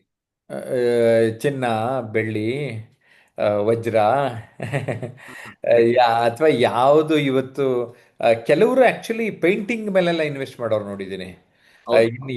ಇನ್ಯಾವುದೋ ಅವ್ರಿಗೆ ಇಷ್ಟ ಇರುತ್ತೆ ಅಂತ ವಸ್ತು ತಂದು ಇಟ್ಕೊಂಡ್ಬಿಟ್ಟು ಇನ್ನೊಬ್ರ ಮನೇಲಿ ಏನೋ ನೋಡಿದೆ ಆನೆ ದಂತದ್ದು ರಿಲೇಟೆಡ್ ಐಟಮ್ಮು, ಕಾಸ್ಟ್ಲಿ ಐಟಮ್ಮು ಅವೆಲ್ಲ ತಂದಿಡೋದು, ಇವೆಲ್ಲ ನನ್ನ ಪ್ರಕಾರ ವಸ್ತುಗಳೆಲ್ಲ ಕಮಾಡಿಟಿ. 100% ಕರೆಕ್ಟ್ ಆಗಿ ಹೇಳಿದ್ರಿ. ಹ್ಮ್ ಸೊ ನಿಜ ಏನಂದ್ರೆ ಕಮೋಡಿಟಿ ಅನ್ನೋದನ್ನ ನಾವು ಆ ವಸ್ತು ರೀತಿಯಲ್ಲಿ ಇನ್ವೆಸ್ಟ್ ಮಾಡೋದು, ಇಲ್ಲಾಂದ್ರೆ ನಾವು ತೆಗೆದಿಟ್ಕೊಳ್ಳುವಂಥದ್ದು ಆನವಾಯಿತಿ, ಅಂದ್ರೆ ನಮ್ಗೆ ರೆಗ್ಯುಲರ್ ಆಗಿ ಬಂದಿರುವಂತದ್ದು ಪ್ರಾಕ್ಟೀಸ್ ಅನ್ನು. ಹ್ಮ್ ಓಕೆ, ಇವಾಗ ಈ ಪ್ರಾಕ್ಟೀಸ್ ಅಲ್ಲಿ ಏನಾಗುತ್ತೆ ಅಂದ್ರೆ ಹಣ, ಹ್ಮ್ ಸಾರಿ, ಚಿನ್ನ ಆಗ್ಲಿ ಬೆಳ್ಳಿ ಆಗ್ಲಿ ಇಲ್ಲಾಂದ್ರೆ ಏನಾದ್ರೂ ವಸ್ತುಗಳಾಗ್ಲಿ ತೆಗೆದಿಟ್ಕೊಂಡಾಗ ಹ್ಮ್ ಅದು ಇನ್ನೊಬ್ಬರು ಆ ಅದನ್ನ ಕದ್ಕೊಂಡು ಹೋಗೋದಾಗ್ಲಿ, ಇಲ್ಲಾಂದ್ರೆ ಅದು ಹಿಟ್ಟು ಹಿಟ್ಟು ಹಾಳಾಗೋದಾಗ್ಲಿ, ಇದೆಲ್ಲ ಹ್ಮ್ ಸಮಸ್ಯೆಗಳು ಜಾಸ್ತಿ ಇರುತ್ತೆ. ಓಕೆ, ಹ್ಮ್ ಸೊ ಯಾವ ರೀತಿ ನೀವು ಈ ಚಿನ್ನ ಬೆಳ್ಳಿ ಅನ್ನೋದೇ ಮ್ಯಾಕ್ಸಿಮಮ್ ಬೆಳೀತಿರುವಂತ ಮತ್ತೆ ಎಲ್ಲರಿಗೂ ಗೊತ್ತಿರುವಂತ ಕಮೋಡಿಟೀಸ್, ಮತ್ತೆ ಎಲ್ಲರ ಹತ್ರ ಇರುವಂತ ಕಮೋಡಿಟೀಸ್, ಇರೋ ಚಿಕ್ಕ ಮನೆ ಇರ್ಲಿ ದೊಡ್ಡ ಮನೆ ಇರ್ಲಿ, ಬಡವರಾಗ್ಲಿ ಶ್ರೀಮಂತ ಆಗ್ಲಿ, ಎಲ್ಲರ ಮನೆಯಲ್ಲೂ ಚಿನ್ನ ಬೆಳ್ಳಿ ಅನ್ನೋದು ಇದ್ದೇ ಇರುತ್ತೆ. ಹೌದು. ಎಷ್ಟು ಪ್ರಮಾಣದಲ್ಲಿ ಇರುತ್ತೆ ಅನ್ನೋದು ಆ, ಒಂದು ಅದು ಒಂದು ವೇರಿಯೇಷನ್ ಇದ್ದೇ ಇರುತ್ತೆ. ಇದ್ದೇ ಇರುತ್ತೆ. ಆಕ್ಚುಲಿ ಭಾರತ ಇವತ್ತು ಒಂದ್ ರೀತಿ ಶ್ರೀಮಂತ ರಾಷ್ಟ್ರ, ಯಾಕೆ ಅಂದ್ರೆ ಎಲ್ಲರ ಮನೆಯಲ್ಲೂ ಚಿನ್ನ ಬೆಳ್ಳಿ ಇದೆ ಅಂತ ಹೇಳ್ಬೋದು ನಾವು. Correct, correct. ಅದೇ ಅಲ್ವೇ? ಅದೇ ಆ, ಅದೇ ರೀಸನ್ಗೋಸ್ಕರ ನಾವು ನಿಮ್ಗೆ ಎಜುಕೇಟ್ ಮಾಡೋದು ಯಾವ ರೀತಿ ತಗೊಂಡ್ ಇಟ್ಕೊಂಡ್ರೆ ಒಳ್ಳೇದಂದ್ರೆ, ಹ್ಮ್ ಇದನ್ನ ನಾವು ಡಿಜಿಟಲ್ ಫಾರ್ಮ್ ಅಲ್ಲಿ ತಗೊಂಡ್ ಇಟ್ಕೊಂಡ್ರೆ ತುಂಬಾ ಒಳ್ಳೇದು. ಅಂದ್ರೆ ನಾವು ಹ್ಮ್ ಆ, ಆ, ಈ ಶೇರ್ಸ್ ತಗೊಂತೀವಿ, ಅದೇ ರೀತಿ ಹ್ಮ್ ಇವತ್ತು ಎಲ್ಲಾ ವಸ್ತುಗಳನ್ನ, ಎಲ್ಲಾ ರೀತಿ ಇನ್ವೆಸ್ಟ್ಮೆಂಟ್ಸ್ ನ ನಾವು ಡಿಮ್ಯಾಟ್ ಅಂತ ಒಂದು ಆಪ್ಷನ್ ಇದೆ. ಇದು ಓಕೆ. ಒಂದು ರೀತಿ ಅಕೌಂಟ್. ಹ್ಮ್ ನಾವು ಬ್ಯಾಂಕ್ ಅಕೌಂಟ್ ಅಲ್ಲಿ ಹ್ಮ್ ಯಾವುದೇ ದುಡ್ಡು ಕಳ್ಸಿದ್ರು ಎಲ್ಲಾ ದುಡ್ಡು ಅದ್ರಲ್ಲಿ ಇರುತ್ತೆ, ಹ್ಮ್ ಮತ್ತೆ ಆ ದುಡ್ಡು ಅಲ್ಲಿ ಇಡೋದಕ್ಕೆ ಅವಕಾಶ ಇದೆ. ಅದೇ ಹ್ಮ್ ರೀತಿ ಈ ಹ್ಮ್ ಡಿಮ್ಯಾಟ್ ಅಕೌಂಟ್ ಅನ್ನೋದು ಕೂಡ ಈ ಹ್ಮ್ ಶೇರ್ಸ್ ಇನ್ವೆಸ್ಟ್ಮೆಂಟ್ಸ್ ನ ಎಲ್ಲ ಒಂದ್ ರೀತಿ ಒಂದ್ ಕಡೆ ಇಡುವಂತ ಒಂದು ಹ್ಮ್ ಅಕೌಂಟ್. ಇವಾಗ ಅಕೌಂಟ್ ಇಲ್ದಿರ ಹ್ಮ್ ಯಾವುದೇ ರೀತಿ ಇನ್ವೆಸ್ಟ್ಮೆಂಟ್ಸ್ ನ ನೀವು ಮಾಡಕ್ಕೆ ಸಾಧ್ಯನೇ ಇಲ್ಲ. ಇವತ್ತಿನ ಹೌದು. ಜನರೇಷನ್ ಅಲ್ಲಿ, ಇವತ್ತಿರೋ ಟೈಮ್ ಅಲ್ಲಿ ಹಾ ಯಾವುದೇ ರೀತಿ ಅಕೌಂಟೆಬಲ್ ಮತ್ತೆ ಆ, ಸರಿಯಾದ ಇನ್ವೆಸ್ಟ್ಮೆಂಟ್ಸ್ ನೀವು ಮಾಡ್ತಿದ್ದೀನಿ ಅಂದ್ರೆ ಅದು ಹೌದು. ನಮಗೆ ಬರಬೇಕು. ಓಕೆ, ಅಂದ್ರೆ ಲೀಗಲ್ ಅಂಡ್ ಎಥಿಕಲ್ ಅನ್ಬೋದು. Legal and ethical investments maximum things are in demat form. Okay, okay. Insurance ಬಿಟ್ಟು ಬೇರೆದೆಲ್ಲ ಡಿಮ್ಯಾಟ್ ಫಾರ್ಮ್ ಅಲ್ಲಿ ಬರುತ್ತೆ. ಓಕೆ. ಈ ರಿಯಲ್ ಎಸ್ಟೇಟ್ ಖರೀದಿಸೋದಕ್ಕೆ ಅತ್ಯುತ್ತಮ ವಿಧಾನ ಯಾವುದು? ಓಕೆ, ರಿಯಲ್ ಎಸ್ಟೇಟ್ ಅನ್ನೋದು ಎಲ್ಲರಿಗೂ ಪರಿಚಯ ಇರುವಂತದ್ದು, ಆ, ಮತ್ತೆ ಎಲ್ಲರಿಗೂ ಬೇಕಾಗಿರುವಂತದ್ದು, ಇಲ್ಲಾಂದ್ರೆ ಎಲ್ಲರಿಗೂ ಹ್ಮ್ ಒಂದು ಹ್ಮ್ ಖುಷಿ ತರುವಂತದ್ದು ವಸ್ತು, ಇಲ್ಲಾಂದ್ರೆ ಒಂದು ಅಸೆಟ್ ಕ್ಲಾಸ್ ಅಂತ ಹೇಳ್ಬೋದು. ಕರೆಕ್ಟ್. ಹ್ಮ್ ನಮ್ಮ ಇಂಡಿಯಾ ಅಲ್ಲಿ, ಭಾರತದಲ್ಲಿ ಅದನ್ನ ತುಂಬಾ ಇಂಪಾರ್ಟೆನ್ಸ್ ಕೊಡ್ತೀವಿ. ಯಾಕೆ ಕೊಡ್ತೀವಿ ಅನ್ನೋದು ನನಗೂ ಪರಿಚಯ ಇಲ್ಲ, ಬಟ್ ಮುಂಚೆ ಆ, ನಮ್ಮ ಡಿವೈಡ್ ಅಂಡ್ ರೂಲ್ ಇರ್ಬೋದು, ಹ್ಮ್ ಪಾಕಿಸ್ತಾನ ಇಂಡಿಯಾ ಡಿವೈಡ್ ಆದಾಗಿರ್ಬೋದು, ಇಲ್ಲಾಂದ್ರೆ ಯಾವ ರೀತಿಯಾದ ಆ, ನಮ್ಮ ಹಿಸ್ಟ್ರಿ ಇದ್ದೆ, ಎಲ್ಲ ಟೈಮಲ್ಲಿ ಹೋಗಿ ನೋಡಿದ್ರು ನಮ್ಗೆ ಒಂದು ಮನೆ ಅಂತ ಇದ್ರೆ ಅದು ಒಂದು ಎಮೋಷನಲ್ ಆಗಿ ನಮ್ಗೆ ಒಂದು ಕಾನ್ಫಿಡೆನ್ಸ್ ಕೊಡುತ್ತೆ, ಮತ್ತೆ ಹ್ಮ್ ಒಂದು ಸ್ಟ್ರೆಂತ್ ಕೊಡುತ್ತೆ. ಈ ರೀತಿ ಒಂದು ನಮ್ಗೆ ಒಂದು ಆ, ಒಂಥರ ಏನಂದ್ರೆ ಮೈಂಡ್ ಸೆಟ್ ಆಗ್ಬಿಟ್ಟಿದೆ ನಮ್ದು. ನಾವೊಂದು ಜೀವನ ಆದ್ಮೇಲೆ ನಮ್ಗೊಂದು ಮನೆ ಇರಬೇಕು, ಅದು ಸ್ವಂತ ಮನೆ ಇರಬೇಕು ಅಂತ. ಸ್ವಂತ ಮನೆ ಇರಬೇಕು. ಮತ್ತೆ ಇವತ್ತು ನ್ಯೂ ಜನರೇಷನ್ ಅಲ್ಲಿ ಲಾಸ್ಟ್ 2 decades ಅಲ್ಲಿ ಎಷ್ಟು ಜನ ಕೆಲ್ಸಕ್ಕೆ ಜಾಯ್ನ್ ಆಗಿದಾರಲ್ಲ, ಫಸ್ಟ್ ಅವ್ರ ಅಪ್ಪ ಅಮ್ಮ ಕೇಳೋದು ಒಂದ್ ಮನೆ ಮಾಡು. ಯಾಕೆ? ಮನೆ ಇದ್ರೇನೆ ಹೆಂಡತಿ ಬರ್ತಾಳೆ, ಇಲ್ಲ ಅಂದ್ರೆ ಹುಡುಗಿ ಹುಡುಕ್ಬೋದು ಅನ್ನೋ ರೀತಿಯಲ್ಲಿ. Okay, easy easy bargaining, easy ಅಥವಾ ಅರ್ಥ ಮಾಡ್ಸಕ್ಕೆ. ಅವನಿಗೆ ಎಸ್, ಮನೆ ಇದೆ, ಕಾರ್ ಇದೆ, ಇನ್ನೊಂದಿದೆ, ಈ ತರ ಹೇಳಕ್ ಅನುಕೂಲ. ಕರೆಕ್ಟ್. ಮತ್ತೆ ಅದು ಇದ್ರೇನೆ ಕಾನ್ಫಿಡೆನ್ಸ್ ಬರೋದು, ಇಲ್ಲಾಂದ್ರೆ ಏನೋ ಒಂದು ಟ್ರಸ್ಟ್ ಬರೋದು. ಓ, ಹುಡುಗ ಕರೆಕ್ಟ್ ಕರೆಕ್ಟ್. ನೋಡ್ಕೊಂತಾನೆ ನನ್ನ ಮಗಳನ್ನ. ಓಕೆ, ಮನೆ ಆದ್ರೂ ಇದೆ, ಏನಿಲ್ಲ ಅಂದ್ರೂ, ನಾಳೆ ಅವನ್ಗೆ ಕೆಲಸ ಇಲ್ಲ ಅಂದ್ರೂ ಮನೆ ಆದ್ರೂ ಇದೆ, ಅಲ್ಲೆಲ್ಲೋ ಬದುಕೊಂಡ್ ಬಿಡ್ತಾರೆ ಅನ್ನೋ ಒಂದು mind set. Okay, okay okay. ಆದ್ರೆ ಹಣ ಇದ್ರೆ ಅದಕ್ಕಿನ್ನ ಜಾಸ್ತಿ ದುಡಿಯತ್ತೆ ಅನ್ನೋದು ಜನಕ್ಕೆ ಗೊತ್ತಿಲ್ಲ. ಅದು ಅದು ಹೆಚ್ಚು ಅದನ್ನೇ ಹೆಚ್ಚು ನಾವು ಎಷ್ಟು ಪರ್ಸೆಂಟ್ ಜನಕ್ಕೆ ಇದು ವಿಷಯ ಗೊತ್ತಿಲ್ಲ ನಿಮ್ ಪ್ರಕಾರ? ಯು ಕ್ಯಾನ್ ಸೇ 90%, 95% ಜನಕ್ಕೆ ಗೊತ್ತಿಲ್ಲ. ನಾವು ಅಯ್ಯೋ, ಹಾಗಾದ್ರೆ ನಾವು ಈ ವಿಚಾರದ ಬಗ್ಗೆ ತುಂಬಾ ವಿಡಿಯೋಸ್ ಮಾಡಬೇಕಾಗತ್ತೆ. ಹೌದು ಸರ್. ತುಂಬಾ ನಾನು ಚೆನ್ನಾಗಿ ಲಾಸ್ಟ್ ಟೈಮ್ ಹೇಳ್ಕೊಂಡಿದ್ದಾರೆ. ನಿಮ್ಗೆ ಹೇಳಿದ್ನಲ್ಲ ಸರ್, ಅದು ಏನಂತೀರಾ, ಆ 4 ವಿಧ ಇದೆ ನಮ್ಗೆ ಹಣ ಮಾಡೋದಕ್ಕೆ ಅಂತ. ಆದ್ರೆ ಎಂಪ್ಲಾಯ್ಮೆಂಟ್, ಸೆಲ್ಫ್ ಎಂಪ್ಲಾಯ್ಮೆಂಟ್, ಹ್ಮ್ ಬಿಸ್ನೆಸ್ ಓನರ್, ಇನ್ವೆಸ್ಟರ್ ಅಂತ 4 ವಿಧ ಇದೆ. ಹ್ಮ್ ಅದೇ 4 ವಿಧದಿಂದಾನೇ ನಾವು ಹಣ ಮಾಡಕ್ ಸಾಧ್ಯ ಅಂತ, ಅಲ್ವಾ? ಹ್ಮ್ ಸೊ ಈ ಇನ್ವೆಸ್ಟರ್ಸ್ ಅನ್ನೋರು ಭಾರಿ ಕಮ್ಮಿ ಜನ ಇದ್ದಾರೆ ಇಂಡಿಯಾಲಿ. ಫೈವ್ ಹ್ಮ್ ಪರ್ಸೆಂಟ್ ಜನ ಇದ್ದಾರೆ ಅಷ್ಟೇ, 5% ಜನ ಇದ್ದಾರೆ. ಅವರೆಲ್ಲ ಕಂಪನಿ ಶ್ರೀಮಂತರು, ಡೆಫಿನೆಟ್ ಆಗಿ ಅವ್ರನ್ನೆಲ್ಲ ಶ್ರೀಮಂತರು ಅಂತ ಕರಿಬೋದು ನಾನು. 100%. ಓಕೆ ಸರ್, ನೀವು ಶ್ರೀಮಂತರಿಗೆ ಈಗ ನಾವು ಈಗ 4 ವಿಚಾರ ಬಗ್ಗೆ ಸ್ವಲ್ಪ ಮಾತಾಡಿದ್ವಿ: equity, debt, commodities, real estate. ಈಗ ಈಕ್ವಿಟಿನಲ್ಲಿ ನಮ್ಗೆ ಏನು ಅನ್ಸುತ್ತೆ ಅಂದರೆ, ನಾವು ಹಣ ಹೂಡೋಕ್ಕೆ ಭಾರತದಲ್ಲಿ ಎಷ್ಟು ಕಂಪ್ನಿಗಳಿವೆ? ಹಾ, ಸೊ ಅದನ್ನ ಅದಕ್ಕೆ ಹೋಗಕ್ ಮುಂಚೆ I hmm just wanted to give you ಒಂದು ನಿಮ್ಗೆ ಅರ್ಥ ಆಗೋ ರೀತಿಲಿ ಈ 4 ಅಸೆಟ್ ಕ್ಲಾಸಸ್ ಹೆಂಗೆ ನಮ್ಗೆ ಬೆನಿಫಿಟ್, ಯಾವ ತರ ಹ್ಮ್ ನಾವು ಆ, ಇದನ್ನ ನೋಡ್ಬೇಕಾಗತ್ತೆ ಅನ್ನೋದ ವಿಷಯದ ಬಗ್ಗೆ ಒಂದ್ ಸ್ವಲ್ಪ ಡೀಟೇಲ್ ಕೊಟ್ಬಿಡ್ತೀನಿ. ಕೊಡಿ. ಇದನ್ನ ಅರ್ಥ ಮಾಡ್ಕೊಳ್ಳೋದ್ರಿಂದ ನಾವು ನಾಳೆ ಅದರಲ್ಲಿ ಹೂಡಿಕೆ ಮಾಡಕ್ಕೆ ಕಾನ್ಫಿಡೆನ್ಸ್ ನಮಗ್ ಬರುತ್ತೆ. ಓಕೆ, ಹ್ಮ್ ಈಗ ಇದರಲ್ಲಿ ಪಾಸಿಟಿವ್ ಇದೆ, ನೆಗೆಟಿವ್ ಇದೆ. ಬಟ್ ಈ ಪಾಸಿಟಿವ್ ನೆಗೆಟಿವ್ ಹೆಂಗಿದೆ ಅಂದ್ರೆ, ಅರ್ಥ ಮಾಡ್ಕೊಂಡ್ರೆ ಯಾವ್ದು ನೆಗೆಟಿವ್ ಇಲ್ಲ, ಅರ್ಥ ಮಾಡ್ಕೊಳ್ಳಿಲ್ಲ ಅಂದ್ರೆ ನೆಗೆಟಿವ್ ಆಗುತ್ತೆ. ಸೊ ಅರ್ಥ ಮಾಡ್ಕೊಂಡಿರ ದುಡ್ಡು ಹಾಳು ಮಾಡ್ಕೊಂಡಿರೋರು ಸಾಕಷ್ಟು ಜನ. ಅರ್ಥ ಮಾಡ್ಕೊಂಡಾಗ ದುಡ್ಡು ಓಕೆ ಯಾವತ್ತೂ ಆಗಲ್ಲ. ಓಕೆ. ಸೊ ಈಕ್ವಿಟಿ ಅನ್ನೋದು ಎಲ್ಲರಿಗೂ ಒಂದು ಆ, ಪ್ರಶ್ನೆ ಆಗಿ ಉಳಿದ್ಬಿಟ್ಟಿದೆ. ನಾವು ಈಕ್ವಿಟಿ ಅಂದ್ರೆ ತುಂಬಾ ರಿಸ್ಕು ಜಾಸ್ತಿ, ಆ ಮೇಲೆ ಕೆಳಗೆ ಹೋಗುತ್ತೆ, ಮತ್ತೆ ನಾವು ದುಡ್ಡು ಕಳ್ಕೊಳ್ಳೋದು ಜಾಸ್ತಿ ಅನ್ನೋ ಪ್ರಶ್ನೆ, ಇಲ್ಲಾಂದ್ರೆ ಅನ್ನೋ ಒಂದು ನಂಬಿಕೆ ಬಂದ್ಬಿಟ್ಟಿದೆ.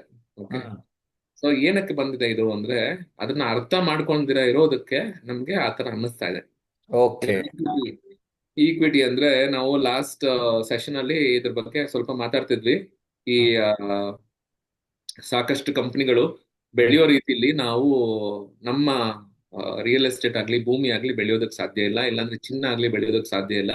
ಹ್ಮ್ ಕಂಪನಿ ಬೆಳೆಯೋ ಆ, ಆ, ವಿಧದಲ್ಲಿ ನೋಡಿದ್ರೆ ಇದು ತುಂಬಾ ಕಮ್ಮಿ ಬೆಳೆಯುತ್ತೆ ಅಂತ. ಓಕೆ, ಸೊ ಹ್ಮ್ ಅದಕ್ಕೆ ಈಕ್ವಿಟಿ ಅನ್ನೋದನ್ನ ನಾವು ಒಂದು 10 ವರ್ಷ ಇಡೋದ್ರಿದ್ರೆ, ಹ್ಮ್ 10 ವರ್ಷ ನಾವು ಇನ್ವೆಸ್ಟ್ ಮಾಡೋ ತರ ಇದ್ರೆ, ನಮಗೆ ಟೈಮ್ ಇದ್ರೆ, ಅವಾಗ ಈಕ್ವಿಟಿ ಅನ್ನೋ ಆಪ್ಷನ್ ತುಂಬಾ ಹೆಲ್ಪ್ ಆಗುತ್ತೆ ನಮಗೆ. Okay okay. ಸಾಕಷ್ಟು ಆ, ಜನದ್ದು ಒಂದು ಗೋಲ್ ಅಂತ ಹೇಳ್ತೀವಲ್ಲ, ಆ, ಗುರಿ ಅನ್ನೋದು ಒಂದು ಮಕ್ಕಳಿಗೆ ಅಂತ ಮಾಡ್ತಾರೆ, ಇಲ್ಲಾಂದ್ರೆ ಅವ್ರಿಗೆ ಅಂತ ರಿಟೈರ್ಮೆಂಟ್ಗೆ ಅಂತ ಮಾಡ್ಕೊಂತಾರೆ, ಇಲ್ಲಾಂದ್ರೆ ಏನೋ ಒಂದು ತಗೋಬೇಕು ಮಾಡ್ಬೇಕು ಅಂತ ಮಾಡ್ಕೊಂತಾರೆ. ಎಲ್ಲ ಗೋಲ್ಸ್ಗೂ ಒಂದು 5 to 10 years ಟೈಮ್ ಇದ್ದೇ ಇರುತ್ತೆ. ಅದನ್ನ ಅರ್ಥ ಮಾಡ್ಕೊಂಡು ಈ ಪರ್ಟಿಕ್ಯುಲರ್ ಆಪ್ಷನ್ ನ ಯೂಸ್ ಮಾಡ್ಕೊಂಡ್ರೆ ನಿಮ್ಗೆ ಸಾಕಷ್ಟು ಹಣ ನೀವು ಮಾಡ್ಕೋಬಹುದು. ಬಟ್ ನಾವು ಅರ್ಥ ಮಾಡ್ಕೊಂಡಿರೋದಕ್ಕೆ ನಮ್ಗೆ ಇವತ್ತು ಹಣ ಕಮ್ಮಿ ಇರೋದು, ನಮ್ಮ ಹತ್ರ ಆಸ್ತಿ ಮಾಡೋದಕ್ಕೆ ಅವಕಾಶ ಇಲ್ದಿರ ಇರೋ ಕಾರಣ ಏನಂದ್ರೆ, ನಮ್ಗೆ ಆ ಇದ್ರ ಬಗ್ಗೆ ಒಲವಿಲ್ಲ, ಇಲ್ಲಾಂದ್ರೆ ಆ, ಅರ್ಥ ಆಗಿಲ್ಲ. ಇದೆರಡರಲ್ಲಿ ಒಂದು ಓಕೆ ರೀಸನ್ ಓಕೆ ಇರುತ್ತೆ. Okay so okay. ಈಕ್ವಿಟಿಯಲ್ಲಿ ನೀವು ಯಾವುದೇ ಅಸೆಟ್ ಕ್ಲಾಸ್, 4 ಅಸೆಟ್ ಕ್ಲಾಸ್ ಹೇಳಿದ್ದೀನಿ: equity, debt, real estate, commodity. ಈ 4 ಆಪ್ಷನ್ಸ್ ಅಲ್ಲಿ ಈ 4 ವಿಧಾನ ನೋಡ್ಲೇಬೇಕು. ಇದು 4 ಆಪ್ಷನ್ಸ್ ನ ನೀವು ಒಂದು ಕನ್ಸಿಡರ್ ಮಾಡಬೇಕು ಇನ್ವೆಸ್ಟ್ ಮಾಡಕ್ ಮುಂಚೆ. ಇದೇ ಮೈಂಡ್ ಸೆಟ್ ಅಲ್ಲಿ ಇರುತ್ತೆ ನಮ್ಮ ಮೈಂಡ್ ಅಲ್ಲಿ. ನಾವು ಯಾವುದೇ ಹೂಡಿಕೆ ಮಾಡಕ್ ಮುಂಚೆ ಇದ್ರ ಬಗ್ಗೆ ನಾವು ಗಮನ ಕೊಡ್ತೀವಿ. ಗಮನ ಕೊಡಬೇಕು, ಕೊಡ್ತಾ ಇಲ್ಲ ಅಂದ್ರೆ, ಕೊಡ್ತಾ ಇದ್ರೆ ಇದ್ರ 4 ಹೆಂಗ್ ವರ್ಕ್ ಆಗುತ್ತೆ ಈಕ್ವಿಟಿ ಮೇಲೆ ಅಂತ ನಾನು ನಿಮ್ಗೆ ಎಕ್ಸಾಂಪಲ್ ಕೊಡ್ಬೋದು. ಓಕೆ. ಈಕ್ವಿಟಿಯಲ್ಲಿ ಲಿಕ್ವಿಡಿಟಿ ಅಂದ್ರೆ, ನಾನು ಯಾವಾಗ ಬೇಕಂದ್ರೆ ಹಣ ನನಗ್ ಸಿಗತ್ತಾ? ಎಸ್, ಸಿಗತ್ತೆ. ನಿಮ್ ಹಣ ಯಾವಾಗಾದ್ರೂ ನಿಮ್ಗೆ ಸಿಗತ್ತೆ. ಓಕೆ, ಹ್ಮ್ ಮೇಲೆ ಕೆಳಗೆ ಏರಿಳಿತ ಇದೆಯಾ? ಇರುತ್ತೆ. 100% ಮೇಲೆ ಕೆಳಗೆ ಹೋಗೇ ಹೋಗುತ್ತೆ. ಮತ್ತೆ ಗ್ರೋತ್ ಜಾಸ್ತಿ ಬೆಳೆಯುತ್ತಾ? 100% ಬೆಳೆಯುತ್ತೆ. ನೀವು ಅದಕ್ಕೆ ಅವಕಾಶ ಮಾಡಿಕೊಟ್ರೆ, ನೀವು 10 ವರ್ಷ ಅದನ್ನ ಇಟ್ರೆ 100% ಬೆಳೆಯುತ್ತೆ. ಓಕೆ, ಸೇಫ್ಟಿ ಅನ್ನೋದು 10 ವರ್ಷ ಇಟ್ರೆ ಸೇಫ್ ಆಗೇ ಇರುತ್ತೆ. ಇದು ಆ, ಹ್ಮ್ ಕೆಳಗೆ ಹೋಗಕ್ ಸಾಧ್ಯನೇ ಇಲ್ಲ, ಏನಿದ್ರು ಮೇಲೆ ಹೋಗುತ್ತೆ. 10 ವರ್ಷದಲ್ಲಿ ಯಾವುದೇ ಆದ ಇನ್ವೆಸ್ಟ್ಮೆಂಟ್ ಈಕ್ವಿಟಿಯಲ್ಲಿ ಎಲ್ಲ ಹಣ ಮಾಡಿದ್ದಾರೆ, ಮಾಡ್ತಾನೆ ಇದ್ದಾರೆ, ಅದು ಕೆಳಗೆ ಹೋಗಕ್ ಸಾಧ್ಯನೇ ಇಲ್ಲ. ಸೊ 10 years ನಮ್ಗೆ ಟೈಮ್ ಇರಬೇಕು ಇನ್ವೆಸ್ಟ್ಮೆಂಟ್ ಮಾಡಬೇಕು. ಓಕೆ, ಅದೇ ರೀತಿ ಡೆಟ್ ಅನ್ನೋದು ಹ್ಮ್ ಆ, ನಾವು ಸಾಲ, ಇಲ್ಲಾಂದ್ರೆ investment with fixed return, any instrument. ನೀವು ಹ್ಮ್ ಇನ್ಶೂರೆನ್ಸ್ ತಗೊಂತೀರಾ, ಇನ್ಶೂರೆನ್ಸ್ ನಿಮ್ಗೆ ಫಿಕ್ಸ್ಡ್ ರಿಟರ್ನ್ ಕೊಡುತ್ತೆ. ಆ ಫಿಕ್ಸ್ಡ್ ರಿಟರ್ನ್ ಕೊಡೋದ್ರಿಂದ ಅದನ್ನ ಡೆಟ್ ಅಂತಾನೆ ಹೇಳ್ಬೇಕು. ಇನ್ಶೂರೆನ್ಸ್ ಅಲ್ಲಿ ಯೂನಿಟ್ ಹ್ಮ್ ಲಿಂಕ್ ಪ್ಲಾನ್ ಅಂತ ಹೇಳ್ತಾರೆ, ಅದರಲ್ಲಿ ಈಕ್ವಿಟಿಯಲ್ಲಿ ಇನ್ವೆಸ್ಟ್ ಮಾಡ್ತಾರೆ, ಅದು ಈಕ್ವಿಟಿಗೆ ಹೋಗುತ್ತೆ. ಹ್ಮ್ ಡೆಟ್ ಅನ್ನೋದು ಈಗ ಮನಿ ಬ್ಯಾಕ್, ಈ ತರದ್ದು ಎಷ್ಟೊಂದು ಪ್ರಾಡಕ್ಟ್ಸ್ ನಿಮ್ಮ ಹತ್ರ ಬಂದು, ಸರ್ ಇಷ್ಟು ದಿವಸ ಹಾಕಿ ಇಷ್ಟು ದಿವಸ ಬರುತ್ತೆ ಅಂತ ಹೇಳ್ತಾರೆ. ಅದೆಲ್ಲ ಡೆಟ್ ಇನ್ಸ್ಟ್ರೂಮೆಂಟ್, ಫಿಕ್ಸ್ಡ್ ರಿಟರ್ನ್ಸ್ ಕೊಡುತ್ತೆ, ಹ್ಮ್ ನಿಮ್ಗೆ ಫಿಕ್ಸ್ಡ್ ಗ್ರೋತ್ ಇರುತ್ತೆ, ಅದರಲ್ಲಿ ಮೇಲೆ ಕೆಳಗೆ ಹೋಗೋದಿಲ್ಲ. ಓಕೆ, ಸೊ ಹ್ಮ್ ಇದರಲ್ಲಿ ಏನಪ್ಪಾ ಸಮಸ್ಯೆ ಅಂದ್ರೆ, ಸಾಕಷ್ಟು ಪ್ರಾಡಕ್ಟ್ಸ್ ಈಗ FD ಆಗ್ಬೋದು, RD ಆಗ್ಬೋದು, ಕೆಲವೆಲ್ಲ ಪ್ರಾಡಕ್ಟ್ಸ್ ಲಿಕ್ವಿಡಿಟಿ ಇರುತ್ತೆ. ಓಕೆ, ಕೆಲವೆಲ್ಲ ಪ್ರಾಡಕ್ಟ್ಸ್ ಲಿಕ್ವಿಡಿಟಿ ಇರೋದಿಲ್ಲ. ಸೊ ಅದನ್ನ ನೀವು ತಿಳ್ಕೊಂಡು ಫಸ್ಟ್ ಟೈಮ್ ಆಡ್ಬೇಕಾಗತ್ತೆ. ಇನ್ವೆಸ್ಟ್ಮೆಂಟ್ ಮಾಡುವಾಗಲೇ ನಿಮ್ಗೆ ಅರ್ಥ ಆಗ್ಬೇಕು, ಲಿಕ್ವಿಡಿಟಿ ಇದೆಯಾ ಇಲ್ವಾ, ಲಿಕ್ವಿಡಿಟಿ ಯಾವಾಗ ಸಿಗುತ್ತೆ ನನಗೆ ಅನ್ನೋದು ಅರ್ಥ ಮಾಡ್ಕೋಬೇಕು. Okay okay good. ಆಮೇಲೆ ಹಾ, ಮೇಲೆ ಕೆಳಗೆ ಹೋಗೋದು, ವೊಲಟಾಲಿಟಿ ಅಂತ ಹೇಳ್ತೀವಲ್ಲ, ಈ ಏರಿಳಿತ ಅನ್ನೋದು ಏರಿಳಿತ. ಇರೋದಿಲ್ಲ. ಹಾ, ಏರಿಳಿತ ಅನ್ನೋದು ಇರೋದಿಲ್ಲ ಇದ್ರಲ್ಲಿ. ಯಾಕಂದ್ರೆ ಅವನ ಬಿಸ್ನೆಸ್ ಆಗ್ಲಿ, ಅವನ್ ಎಲ್ಲಿ ಮಾಡಿದಾನೆ, ಏನ್ ಮಾಡಿದಾನೆ, ಆ ದುಡ್ಡು ಇಟ್ಕೊಂಡು ನಮಗ್ ಗೊತ್ತಿಲ್ಲ. ನನಗೆ ಇಂಟ್ರೆಸ್ಟ್ ಕೊಡ್ತೀನಿ ಅಂತ ಹೇಳಿದಾನೆ, ಅದು ಕೊಡಬೇಕು, ಫಿಕ್ಸೆಡ್ ರಿಟರ್ನ್. ಓಕೆ, ಹ್ಮ್, ಸೊ ಮೂರನೇದು ಬೆಳವಣಿಗೆ ಇರುತ್ತಾ? ಬೆಳವಣಿಗೆ ಇರೋದಿಲ್ಲ. ಸಾಕಷ್ಟು ಡೆಟ್ ಪ್ರಾಡಕ್ಟ್ಸ್ ಅಲ್ಲಿ ಈ ಬೆಳವಣಿಗೆ ಇರಲ್ಲ. ಬಟ್ ಇದನ್ನ ನಾವು ಇವತ್ತು ಆ ಸಾಕಷ್ಟು ಪ್ರಾಡಕ್ಟ್ಸ್ ಡೆಟ್ ಅಲ್ಲಿ ಬಂದಿದೆ. ಆ ಡೆಟ್ ಅಲ್ಲಿ ಬಂದಿರುವಂತ ಪ್ರಾಡಕ್ಟ್ಸ್ ನ ಎಲ್ಲಾ ಪ್ರಾಡಕ್ಟ್ಸ್ ನ ನಾವು ಅರ್ಥ ಮಾಡ್ಕೊಂಡ್ರೆ ಇದು ಕೂಡ ಚೇಂಜ್ ಆಗುತ್ತೆ, ಗ್ರೋತ್ ಅನ್ನೋದು ಅದಕ್ಕೂ ಬರುತ್ತೆ. ಓಕೆ, ನಮ್ಮ ಹತ್ರ ಕೆಲವು ಪ್ರಾಡಕ್ಟ್ಸ್ ಇದಾವೆ ಡೆಟ್ ಅಲ್ಲಿ ಹ್ಮ್, 18% ಕೊಡುತ್ತೆ, 18% ಕೊಡುತ್ತೆ. ಓಕೆ. ಸೊ ಈಕ್ವಿಟಿ ರಿಟರ್ನ್ಸ್ ಎಷ್ಟಿದೆ? 15%. ಹ್ಮ್, ಡೆಟ್ ರಿಟರ್ನ್ ಎಷ್ಟಿದೆ? 18%. ಬಟ್ ಅದು ಏನಕ್ಕೆ ಎಲ್ಲರಿಗೂ ಸಿಗ್ತಿಲ್ಲ ಅಂದ್ರೆ, ಯಾಕಂದ್ರೆ ಅದನ್ನ ಇನ್ವೆಸ್ಟ್ ಮಾಡೋದಕ್ಕೆ ಸಾಕಷ್ಟು ಹಣ ಬೇಕು. ಅದರಲ್ಲಿ ಮಿನಿಮಮ್ ಇನ್ವೆಸ್ಟ್ಮೆಂಟ್ ಒನ್ ಕೋಟಿ ಮೇಲೆ ಇನ್ವೆಸ್ಟ್ ಮಾಡಬೇಕು. 1 crore ಮಿನಿಮಮ್ ಇನ್ವೆಸ್ಟ್ಮೆಂಟ್. ಓಕೆ, ಹ್ಮ್, ಸೊ ಅದಕ್ಕಿಂತ ಕಮ್ಮಿ ಹಾಕೋವ್ರಿಗೆ ಆಪ್ಷನ್ ಸಿಗೋದಿಲ್ಲ. ಓಕೆ, ಸೊ ಅದು ಹಂಗಾಗಿ ಗ್ರೋತ್ ಅನ್ನೋದು ತುಂಬಾ ಕಮ್ಮಿ ಇರುತ್ತೆ. ಹ್ಮ್, ಸೊ ಇದು ನೀವು ತಿಳ್ಕೊಂಡು ಆಮೇಲೆ ಡೆಟ್ ಅಲ್ಲಿ ಇನ್ವೆಸ್ಟ್ ಮಾಡ್ಬೇಕಾಗುತ್ತೆ. Okay okay. ಸೇಫ್ಟಿ, ಸೇಫ್ಟಿ ಇದ್ದೇ ಇರುತ್ತೆ. ಹ್ಮ್, ಇದರಲ್ಲಿ ಒಂದು ವಿಚಾರ ನಿಮ್ಗೆ ಹೇಳ್ಬೇಕಾಗಿರೋದು ಅಂದ್ರೆ, FD ಅಲ್ಲಿ ಜಾಸ್ತಿ ಸಾಕಷ್ಟು ದುಡ್ಡು ಇಟ್ಟಾಗ ನಿಮ್ಮ ದುಡ್ಡು ಬೆಳೆಯೋದೇನಿದೆ ಅದು ಕಮ್ಮಿ ಇರುತ್ತೆ. ಸೆಕೆಂಡ್, ಇನ್ ಸೆಕ್ಯೂರಿಟಿ ಅನ್ನೋದು ಇರೋದಿಲ್ಲ. ಯಾಕೆ ಅಂದ್ರೆ RBI ಅವ್ರ ಕಡೆಯಿಂದ ಒಂದು ರೂಲ್ ಇದೆ, ಹ್ಮ್, ಒಂದು ಪ್ಯಾನ್ ಕಾರ್ಡ್ಗೆ 5 ಲಕ್ಷ ರೂಪಾಯಿ ತನಕ ಇನ್ಶೂರೆನ್ಸ್ ಕೊಟ್ಟಿದ್ದಾರೆ. ಈಗ ಹ್ಮ್, ಬ್ಯಾಂಕ್ಗೆ ಏನಾದ್ರು ತೊಂದರೆ ಆಯ್ತು, ಡಿಫಾಲ್ಟ್ ಆಯ್ತು, ಬ್ಯಾಂಕ್ ಏನ್ ಮಾಡ್ತಿದೆ, ನಿಮ್ಮ ಹಣ ತಗೊಂಡು ಬೇರೆಯವ್ರಿಗೆ ಸಾಲ ಕೊಡ್ತದೆ. ಸಾಲ ಕೊಟ್ಟು ಅವ್ರು ದುಡ್ಡು ವಾಪಸ್ ಕೊಟ್ಟಿದ್ದಾಗ ನಿಮ್ಮ ದುಡ್ಡು ಕೂಡ ಹೋಗೋ ಸಾಧ್ಯತೆಗಳು ಜಾಸ್ತಿ ಇರುತ್ತೆ. ಆ ತರ ಸಾಧ್ಯತೆ ಇದ್ದಾಗ, ಇಲ್ಲಾಂದ್ರೆ ಆ ತರ ಸಿಚುಯೇಷನ್ ಬ್ಯಾಂಕ್ಗೆ ಬಂದಾಗ, ನಿಮ್ಮ ಹಣಕ್ಕೆ ನೀವು 10 ಕೋಟಿ ಇಟ್ಟಿರಿ, 10 ಲಕ್ಷ ಇಟ್ಟಿರಿ, ಎಷ್ಟಾದ್ರೂ ಇಟ್ಟಿರಿ, ಅದಕ್ಕೆ ಮ್ಯಾಕ್ಸಿಮಮ್ ನಿಮಗೆ ಬರೋವಂಥದ್ದು 5 ಲಕ್ಷ ರೂಪಾಯಿ ಮಾತ್ರ. Okay, okay. ಇದನ್ನ ನೀವು ಹ್ಮ್, ಮನಸ್ಸಲ್ಲಿ ಇಟ್ಕೊಳ್ಳಿ. ಬ್ಯಾಂಕ್ ಸೇಫ್ ಅನ್ನೋದು ಒಳ್ಳೆ ವಿಚಾರ. ಅದೇ ರೀತಿ ಬ್ಯಾಂಕ್ ಇವಾಗ SBI ಅಂತ ಬ್ಯಾಂಕ್ ಇರ್ಬೋದು, ಆ ತರ ಬ್ಯಾಂಕ್ಸ್ ಅಲ್ಲಿ ಸ್ವಲ್ಪ ರಿಸ್ಕ್ ಅನ್ನೋದು 0 ಇರುತ್ತೆ. ಬಟ್ ನಿಮಗೆ ತಿಳ್ಕೊಳ್ಳುವಂಥದ್ದು ವಿಷಯ ಅಷ್ಟೇ. ಇದು ಕರೆಕ್ಟ್ ತಪ್ಪ, ರಿಸ್ಕಿನ ಆ ತರ ಹೇಳ್ತಿಲ್ಲ ನಾನು. ಜಸ್ಟ್ ನಿಮ್ಗೆ ನಿಮ್ಮ ಮೈಂಡ್ ಅಲ್ಲಿ ಅರ್ಥ ಮಾಡ್ಕೊಂಡು ಮನಸ್ಸಲ್ಲಿ ಇಟ್ಕೊಳ್ಳುವಂತ ವಿಷಯ ಏನಂದ್ರೆ, ಮ್ಯಾಕ್ಸಿಮಮ್ ನಿಮ್ಗೆ ದುಡ್ಡು RBI ಕಡೆಯಿಂದ ಬರುವಂತದ್ದು ಬರೀ 5 ಲಕ್ಷ ಮಾತ್ರ. ಗೌರ್ಮೆಂಟ್ ಅದಕ್ಕೆ ಸಪೋರ್ಟ್ ಮಾಡೋದು 5 lakhs ಮಾತ್ರ. ಹ್ಮ್, ಸೊ ಹ್ಮ್, ಹ್ಮ್, ಹಂಗಾಗಿ ನೀವು ಇನ್ವೆಸ್ಟ್ ಮಾಡುವಾಗ ಇನ್ನೂ ಬೇರೆ ಹಲವಾರು ಆಪ್ಷನ್ಸ್ ಇದಾವೆ. FD ರೀತಿ ಇನ್ವೆಸ್ಟ್ ಮಾಡುವಂಥದ್ದು, ಅದ್ರಲ್ಲಿ ಜಾಸ್ತಿ ರಿಟರ್ನ್ಸ್ ಕೂಡ ಬರುತ್ತೆ. ಆ ಆ ತರ ಪ್ರಾಡಕ್ಟ್ಸ್ ಸಾಕಷ್ಟು ಇದಾವೆ ಮಾರ್ಕೆಟ್ ಅಲ್ಲಿ. ಇದ್ರ ಬಗ್ಗೆ ನಾವು ಮುಂದಿನ ವಿಡಿಯೋಸ್ ಅಲ್ಲಿ ಹೇಳ್ತೀವಿ ಯಾವ ತರ ವರ್ಕ್ ಆಗುತ್ತೆ ಅಂತ. ಬಟ್ ಓಕೆ ಇದು ನಿಮ್ ಮನಸ್ಸಲ್ಲಿ ಇಟ್ಕೊಳ್ಳೋದು ಒಳ್ಳೇದು. Okay good. ಈ ರಿಯಲ್ ಎಸ್ಟೇಟ್ ಅಲ್ಲಿ ಬರೀ ಗ್ರೋತ್ ಮಾತ್ರ ಟಿಕ್ ಹಾಕಿದ್ದೀರಿ? ಹೌದು ಸರ್, ಇದರಲ್ಲಿ ಏನಂದ್ರೆ ಸಮಸ್ಯೆ, ಹ್ಮ್, ಈಗ ನಾವು ಇದು ತಗೊಂತೀವಿ, ಸೈಟ್ ತಗೊಂತೀವಿ, ಇಲ್ಲ ಲ್ಯಾಂಡ್ ತಗೊಂತೀವಿ. ಬಟ್ ನಮಗ್ ಬೇಕಾದಷ್ಟು ಲ್ಯಾಂಡ್ ಅನ್ನ ನಾವು ಲಿಕ್ವಿಡೇಟ್ ಮಾಡಿಕೊಂಡು ತಗೊಳ್ಳೋ ಅವಕಾಶ, ಲಿಕ್ವಿಡಿಟಿ ಅನ್ನೋದು ಇರೋದಿಲ್ಲ. ನಾನು ಇವಾಗ ಹಣ ಬೇಕು ಅಂತ ನಾನೊಂದು ಸೈಟ್ ನ ಮಾರಾಟಕ್ಕೆ ಇಟ್ರೆ ಎಷ್ಟು ದಿವಸ ತಗೊಳತ್ತೆ? ಎಲ್ಲರಿಗೂ ಗೊತ್ತಿರುವಂತ ವಿಷಯ. ಐ ಥಿಂಕ್ 1 year ಆಗ್ಬೋದು, 2 year, 2 years ಆಗ್ಬೋದು, 5 years ಆಗ್ಬೋದು. ಎಷ್ಟು ವರ್ಷ ಹಿಡಿಯುತ್ತೆ ನನ್ನ ಪ್ರೈಸ್ಗೆ, ನನಗ್ ಬೇಕಾಗಿರುವಂತ ಬೆಲೆಗೆ ನಾನು ನನ್ನ ಸೈಟ್ ನ ಸೇಲ್ ಮಾಡ್ಬೇಕಂದ್ರೆ ಸಾಕಷ್ಟು ಟೈಮ್ ತಗೊಳುತ್ತೆ. ಓಕೆ, ಹಂಗಾಗಿ ಲಿಕ್ವಿಡಿಟಿ ಅನ್ನೋದು ತುಂಬಾ ಕಷ್ಟ ಹ್ಮ್, ಇಲ್ಲಿ ರಿಯಲ್ ಎಸ್ಟೇಟ್ ಅಲ್ಲಿ. ಅದೊಂದು ವಿಷಯ. ಸೆಕೆಂಡು, 30-40 ಸೈಟ್ ತಗೊಂಡಿದ್ದೀನಿ, ನನಗ್ ಬೇಕಾಗಿರೋದು ಒಂದು 5 ಲಕ್ಷ ರೂಪಾಯಿ. ನಾನು ಅದರಲ್ಲಿ ಒಂದು 10 square feet ಕೊಟ್ಬಿಟ್ಟು ನಾನು ದುಡ್ಡು ತಗೋಬೋದಾ? ತಗೊಳಕ್ ಸಾಧ್ಯ ಇಲ್ಲ. I have to sell the full site, full ಪ್ಲಾಟ್ನೇ ಸೆಲ್ ಮಾಡ್ಬೇಕು. ಅವಾಗ ಹೌದು. ನನಗೆ ಅವಕಾಶ ಇಟ್ಕೊಳಕ್ ಇದ್ರೂನು ನನಗೆ ಇವಾಗ ಇಟ್ಕೊಳಕ್ ಆಗ್ದಿರೋ, ಯಾಕಂದ್ರೆ ನನಗೆ ಸಮಸ್ಯೆ ಆಗಿದೆ, ನನ್ಗೆ ಹಣ ಬೇಕು. ಹಂಗಾಗಿ ನಾನು ಫುಲ್ ಸೈಟೇ ಸೇಲ್ ಮಾಡ್ಬೇಕಾಗತ್ತೆ. ಇದು ಹ್ಮ್, ಒಂದು ಸಮಸ್ಯೆ ರಿಯಲ್ ಎಸ್ಟೇಟ್ ಅಲ್ಲಿ. ಅದೇ ಓಕೆ. ಲಿಕ್ವಿಡಿಟಿ, ವೊಲಟಿಲಿಟಿ ಇದೆಯಾ, ಮೇಲೆ ಏರಿಳಿತ ಇದೆಯಾ? ಇಲ್ಲ, ಏರಿಳಿತ ಅನ್ನೋದು ಇಲ್ಲೇ ಇಲ್ಲ. ಓಕೆ, ಹ್ಮ್, ಹ್ಮ್, ಮತ್ತೆ ಗ್ರೋತ್ ಇದೆಯಾ? ಗ್ರೋತ್ ಇದೆ. ಗ್ರೋತ್ ಮತ್ತೆ ಸೇಫ್ಟಿ ಹೆಂಗಿದೆ ಅಂದ್ರೆ ರಿಯಲ್ ಎಸ್ಟೇಟ್ ಅಲ್ಲಿ, ಹಣ ಆ ಭೂಮಿ ಮೇಲೆ ಹಾಕಿ ಬೆಳೆದಿದ್ರೆ ಅದು ಎಲ್ಲರ ಕಣ್ಣಲ್ಲೂ ಬಿದ್ದಿರುತ್ತೆ. ಇವಾಗ ಅವ್ರ ಪಾಲಿಟಿಷಿಯನ್ಸ್ ಇರ್ಬೋದು, ಅಲ್ಲಿರೋ ಲೋಕಲ್ ಆಗಿ ಇನ್ಫ್ಲೂಯೆನ್ಷಿಯಲ್ ಪೀಪಲ್ ಇರ್ಬೋದು, ಅವ್ರ ಕಣ್ಣಲ್ಲಿ ಬೀಳುತ್ತೆ. ಓಕೆ, ಅವ್ರು ಯಾವ್ದನ್ನ ಲಿಟಿಗೇಟ್ ಮಾಡೋ ಸಾಧ್ಯತೆಗಳು ಜಾಸ್ತಿ ಇರುತ್ತೆ ಬೆಳವಣಿಗೆ ಇದ್ರೆ. ಬೆಳವಣಿಗೆ ಇಲ್ಲ ಅಂದ್ರೆ ದೆನ್ ಯಾರು ಬರೋದಿಲ್ಲ, ಸೇಫ್ ಆಗೇ ಇರುತ್ತೆ.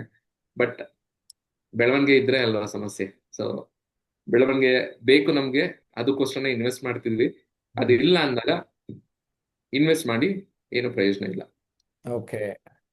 ಎಸ್, ಇನ್ನು ಕಮಾಡಿಟೀಸ್ ಅಂದಾಗ ಲಿಕ್ವಿಡಿಟಿ ಮಾತ್ರ ಟಿಕ್ ಹಾಕಿದ್ದೀರಿ. ಇವು ಮೂರು ಇಂಟು ಇಂಟು ಇಂಟು ಆ? Correct sir. ಯಾಕೆ ಅಂದ್ರೆ ಲಿಕ್ವಿಡಿಟಿ ಸಾಕಷ್ಟು ಸುಲಭವಾಗಿ ಸಿಗತ್ತೆ. ನಾವೆಲ್ಲ ಹೋದ್ರೂ ನಮ್ಗೆ ಹಣ ಅನ್ನೋದು ಇನ್ಸ್ಟೆಂಟ್ ಆಗಿ ಸಿಗತ್ತೆ. ಇವತ್ತು ಸಾಕಷ್ಟು ಕಂಪನಿಗಳು ಆಫೀಸಸ್ ಓಪನ್ ಮಾಡ್ಕೊಂಡು ಕೂತ್ಕೊಂಡಿದೆ. ಚಿನ್ನ ಇದ್ರೆ ಕೊಡಿ, ನಾವು ದುಡ್ಡು ಕೊಡ್ತೀವಿ ಇಮಿಡಿಯೇಟ್ ಆಗಿ ಅಂತ. ಸೊ ಹಂಗಾಗಿ ದುಡ್ಡಿಗೆ ಸಮಸ್ಯೆ ಇಲ್ಲ. ನನ್ನ ಹತ್ರ ಚಿನ್ನ ಇದ್ರೆ ನಾನು ಇಮಿಡಿಯೇಟ್ ಆಗಿ ಲಿಕ್ವಿಡೇಟ್ ಮಾಡ್ಬೋದು, ಬೆಳ್ಳಿ ಇದ್ರೂ ಮಾಡ್ಬೋದು. ಓಕೆ, ಹೌದು. ಅದೇ ರೀತಿ ಬೇರೆ ನೀವ್ ಹೇಳ್ದಂಗ ಆರ್ಟ್ ಇರ್ಬೋದು, ಆತರ ಏನಾದ್ರು ಕಮಾಡಿಟೀಸ್ ಇಟ್ಕೊಂಡಿದ್ರೆ ಅದಕ್ಕೆ ತಗೊಳ್ಳೋ ಅಂತವ್ರು ಕಮ್ಮಿ ಇರ್ತಾರೆ.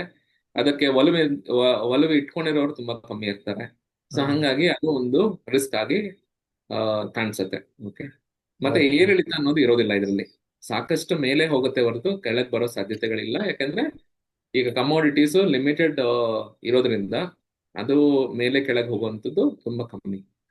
ಬೆಳೆಯೋದು ಹಿಂಗೆ ಅಂದ್ರೆ ಲಾಸ್ಟ್ 25 years ತಗೊಂಡ್ರೆ 11% ಕೊಟ್ಟಿದೆ ಚಿನ್ನ.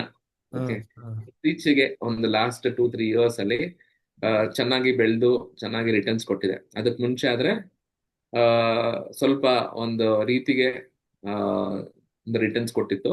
ಬಟ್ ಈಗ ಲಾಸ್ಟ್ 3-4 years ಇಂದ ತುಂಬಾ ಸಾಕಷ್ಟು ದುಡ್ಡು ಮಾಡಿದ್ದಾರೆ ಜನ ಚಿನ್ನದಲ್ಲಿ. ಸೇಫ್ಟಿ ಅನ್ನೋದು ನಿಮ್ಗೆ ಗೊತ್ತಿದೆ. ನಾವು ಫಿಸಿಕಲ್ ಆಗಿ ಚಿನ್ನ ಎತ್ಕೊಂಡ್ ಬಂದು ಮನೇಲಿ ಇಟ್ಕೊಂಡ್ರೆ ತುಂಬಾ ಕಷ್ಟ ಆಗತ್ತೆ. ನಾಳೆ ಯಾವಾಗಾದ್ರೂ ಯಾರಾದ್ರೂ ತಗೊಂಡ್ ಹೋದ್ರೆ we have no control. So ಅದಕ್ಕೋಸ್ಕರ ನಾವು ಚಿನ್ನ ತಗೊಂಡು ಡಿಜಿಟಲ್ ಫಾರ್ಮ್ ಅಲ್ಲಿ ತಗೊಂಡ್ರೆ ತುಂಬಾ ಒಳ್ಳೇದು. ಎಸ್, ತುಂಬ ಚೆನ್ನಾಗಿ ತಾವು ಅರ್ಥ ಮಾಡಿಸಿದ್ದೀರಿ. ಈ 4 ಆಸ್ತಿ ವರ್ಗಗಳು, ಅಸೆಟ್ ಕ್ಲಾಸಸ್ಸು ಒಂದು ಲೆವೆಲಿಗೆ ನಮ್ಗೆ ಅರ್ಥ ಆಗಿದೆ.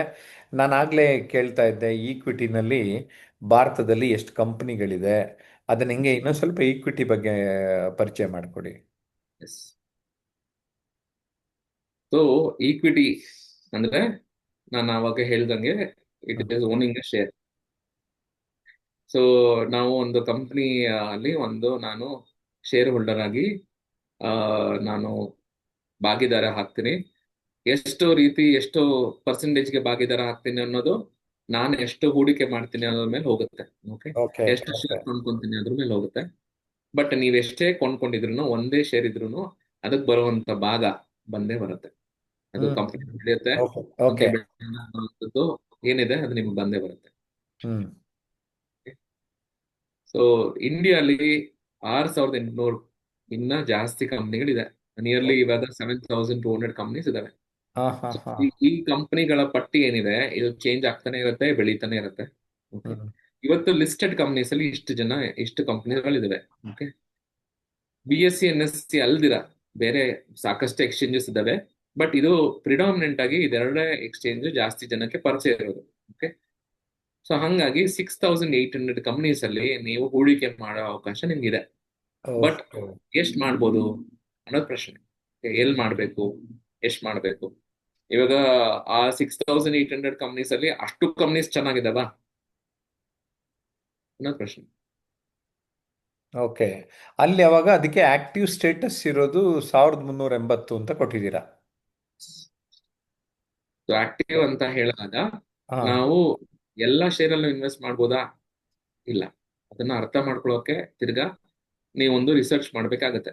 ಏನು ಯಾವ ತರ ಕಂಪ್ನಿ ಇದೆ, ಅದಕ್ಕೆ ಸಾಕಷ್ಟು ಕಂಪ್ನೀಸ್ ಡೀಟೇಲ್ಸ್ ಒಂದು ವೆಬ್ಸೈಟ್ ಅಲ್ಲಿ ಸಿಗುತ್ತೆ. ಸ್ಕ್ರೀನರ್ ಅಂತ ಒಂದು ಕಂಪ್ನಿಲಿ ಸಿಗುತ್ತೆ, ಸ್ಕ್ರೀನರ್ ಅಂತ. ಓಕೆ, ಆ ಸ್ಕ್ರೀನರ್ ಅಲ್ಲಿ ಏನಾಗುತ್ತೆ ಅಂದ್ರೆ ನೀವು ಅದನ್ನ ಕ್ಲಿಕ್ ಮಾಡಿ ಅದ್ರದ್ದು ಪ್ರಾಫಿಟ್ ಲಾಸ್ ಸಾಕಷ್ಟು ವಿಷಯ ಅದರಲ್ಲಿ ಇರುತ್ತೆ. ನಿಮ್ಗೆ ಏನೇನ್ ತಿಳ್ಕೊಬೇಕು ಅದ್ರ ಆ ಕಂಪ್ನಿ ಬಗ್ಗೆ ಅಷ್ಟು ಇನ್ಫಾರ್ಮೇಶನ್ ಸಿಗುತ್ತೆ. ಸೊ ಈ ತರದ್ದು ಒಂದು ಡಿಟೇಲ್ ಆಗಿ ಅರ್ಥ ಮಾಡಿಕೊಂಡು ಕಂಪನಿನ ಇನ್ವೆಸ್ಟ್ ಮಾಡೋದ್ರಲ್ಲಿ ಇನ್ವೆಸ್ಟ್ ಮಾಡೋದ್ರಿಂದ ನಿಮ್ಗೆ ಸಾಕಷ್ಟು ಹಣ ಬರೋ ಸಾಧ್ಯತೆಗಳು ಜಾಸ್ತಿ ಇರುತ್ತೆ. ಓಕೆ. ಹಾ ಹಾ ಹಾ ಹಾ. ಇಲ್ಲಿ ಇಂಡೆಕ್ಸ್ ಬಗ್ಗೆ ಸ್ವಲ್ಪ ಮಾಹಿತಿ ಕೊಡಿ. ಇಂಡೆಕ್ಸ್ ಅಂದ್ರೇನು? ಇಂಡೆಕ್ಸ್ ಅಂದ್ರೆ ಈಗ ಕಾಮನ್ ಆಗಿ ಕಾಣಿಸುವಂತ ಇಂಡೆಕ್ಸ್ ಏನಂದ್ರೆ ನಾವು ದಿನನಿತ್ಯ ನೋಡುವಂಥದ್ದು, ಟಿವಿಲಿ ಕಾಣಿಸುವಂಥದ್ದು ನಮಗೆ ನಿಫ್ಟಿ ಅಂತ ಎಲ್ಲರೂ ಹೇಳ್ತಾರೆ, ಸೆನ್ಸೆಕ್ಸ್ ಅಂತ ಎಲ್ಲರೂ ಹೇಳ್ತಾರೆ.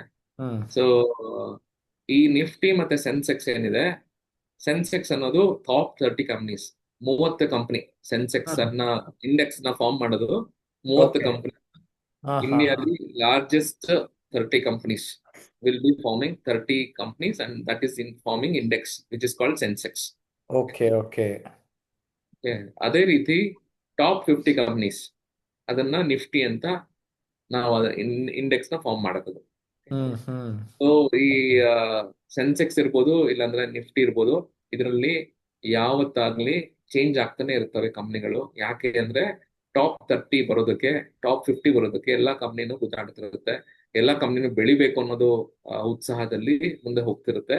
ಹಂಗಾಗಿ ಅವರ ಮಾರ್ಕೆಟ್ ಅಲ್ಲಿ ಇರುವಂತ ಹಣ ಎಷ್ಟು ಇನ್ವೆಸ್ಟ್ ಮಾಡಿದ್ದಾರೆ, ಎಷ್ಟು ಇನ್ವೆಸ್ಟ್ಮೆಂಟ್ ಜನ ಇವ್ರ ಹತ್ರ ಮಾಡಿದ್ದಾರೆ, ಎಷ್ಟು ದೊಡ್ಡ ಕಂಪ್ನಿ, ಇದ್ರ ಇದ್ರ ಮೇಲೆ ನಾವು ಆ ಕಂಪ್ನಿ ಎಷ್ಟು ದೊಡ್ಡದು ಅನ್ನೋದನ್ನ ನಿರ್ಧಾರ ಮಾಡ್ತಾರೆ. ಓಕೆ. ಅಂದ್ರೆ ಇದೇ ತುಂಬಾ ಮುಖ್ಯವಾದ ಅಂಶ. ಅದಕ್ಕೆ ಒಂದೇ ಸರಿ ನಾವು ತಿಳ್ಕೊಳಕ್ಕಾಗಲ್ಲ, ತಜ್ಞರ ಸಲಹೆಗಳನ್ನು ಪಡಿಬೇಕು ಅನ್ನೋದು. ಅದು ಅಲ್ದಿರ ಇವತ್ತು ಈ ವಿಡಿಯೋನ ಮಾಡೋ ಉದ್ದೇಶ ಏನಂದ್ರೆ, ಹ್ಮ್ ಬೇಸಿಕ್ಸ್ ನಮಗೆ ಗೊತ್ತಿದ್ರೆ ಹ್ಮ್.